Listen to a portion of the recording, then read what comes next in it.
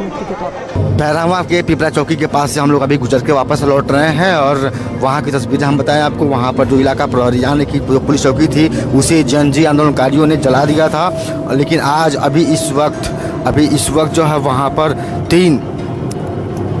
तीन बड़े बैग में बम जैसा कुछ सामान है जिसे नेपाली सेना ने पकड़ा है और उसके बाद से आसपास की जगहों को खाली करा दिया है और वहाँ जांच चल रही है। बम स्क्वाड टीम बुलाई गई है। हम लोगों को पहले से ही वहाँ से वापस घुमा दिया गया है।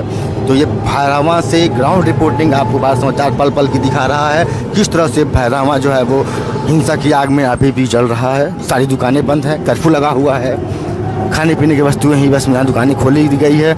जो बाकी अन्य दुकानें खुल रही हैं उन्हें नेपाली सेना लगातार पेट्रोलिंग कर रही है और उसे बंद करा रही है। नेपाल के भैरहवा स्थित ये भाट बटाने का सुपर मार्केट है और ये इतना विशाल मार्केट, ये बाज़ार जो है यहाँ सन्नाटा पसरा हुआ है। यहाँ पर जब आंदोलनकारी जनजिन के आंदोलनकारी जब यहाँ आए हुए थे तो कितना भारी तोड़फोड़ किए हुए हैं ये आप तस्वीरों में देखिए।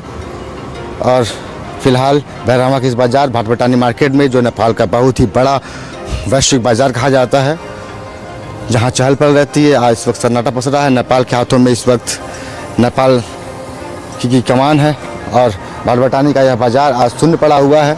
यहाँ तोड़फोड़ हुई। तोड़फोड़ करने का कारण यह था कि यहाँ पर ओली सरकार के तमाम सहयोगी मंत्री और नेताओं की यहाँ पे शेयर थे। पूर्व प्रधानमंत्री प्रचंड का भी यहाँ पर शेयर था इस मार्केट में और इसको लेकर के आंदोलनकारियों ने यहाँ पर भारी तोड़फोड़ की।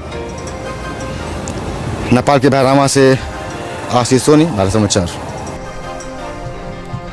34 मौतें हो चुकी हैं। आशीष हमारे साथ मौजूद है, इस खबर पर बातचीत करेंगे। सीधा आशीष के पास चलेंगे। आशीष, क्या अपडेट इस वक्त वहां से मिल रही है?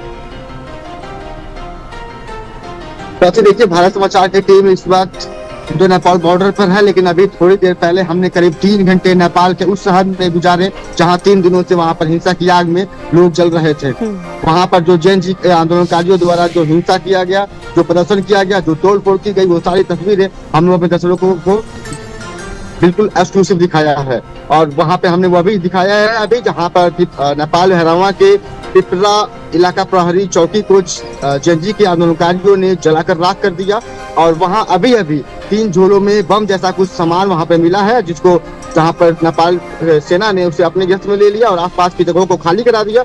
उसके बाद वहां हमें जाने से रोक दिया गया। वहां से हम लोग वापस लौट आए, लेकिन वहां पर बम स्क्वाड और आदि टीम वहां पर पहुंच रही है जांच करने के लिए और आंदोलन अभी भी अंदर ही अंदर सुलग रहा है।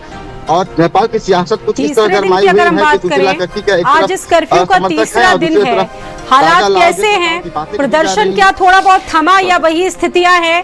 अगला नेतृत्व किसके हाथों होगा? कौन वहां की कमान संभालेगा? राष्ट्रपति शासन लगेगा? ये ऐसे बहुत सारे सुलगते सवाल है, लोगों के जहन में है। बहुत सारे नामों का जिक्र भी हम लोग कर रहे हैं, लेकिन कौन होगा अगला दावेदार?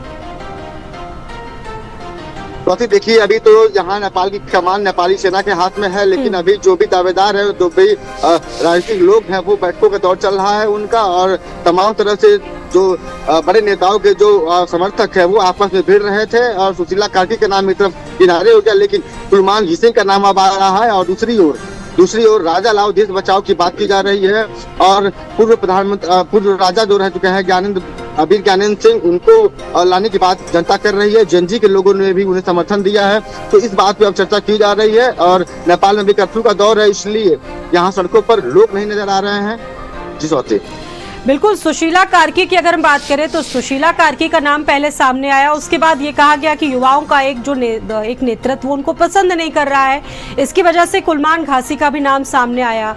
किसको लेकर आपको लग रहा है कि सबसे ज्यादा प्रबल ये मजबूत दावेदार है, इसका नाम सामने आ सकता है? क्या स्थितियां हैं वहां पर, कैसे हालात हैं, प्रदर्शन को लेकर क्या स्थितियां हैं, वहां से क्या अपडेट है?